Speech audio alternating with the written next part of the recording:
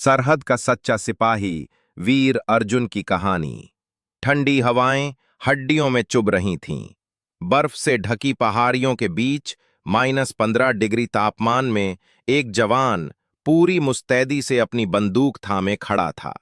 नाम था अर्जुन ठाकुर, एक भारतीय सेना का सिपाही जो जम्मू कश्मीर की LOC लाइन ऑफ कंट्रोल पर तैनात था। देश की सुरक्षा के लिए वो हर रात जागता था ताकि हम सुकून से सो सकें। अर्जुन एक छोटे से गांव से था जहां कभी बिजली ठीक से नहीं आती थी। उसके पिता एक किसान थे और मां घर संभालती थीं।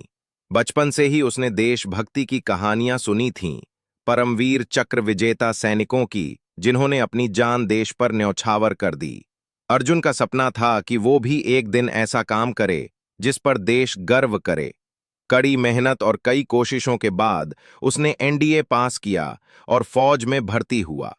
ट्रेनिंग के दिनों में दर्द और थकावट उसके साथी बन गए, लेकिन हर सुबह उठते वक्त एक ही बात सोचता, मुझे अपने देश के लिए कुछ करना है। आज वो उसी मिशन पर है, सरहद पर, जहां हर कदम खतरा है।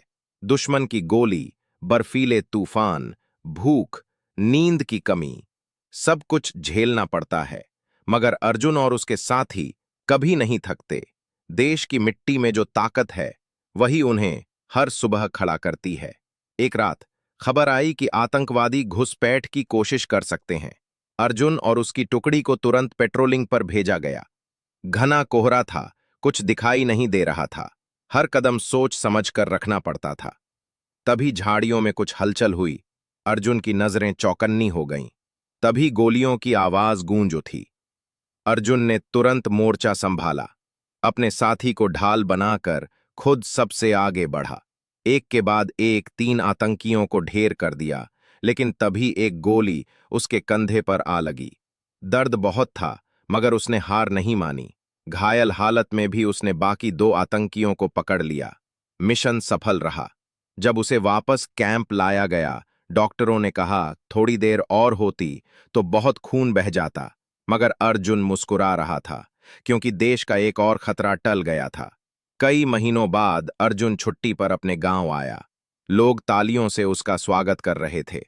मां की आंखों में आंसू थे, लेकिन गर्व भी। छोटे छोटे बच्चे उसकी तरफ देखकर कह रहे थे, हमें भी फौजी बनना है।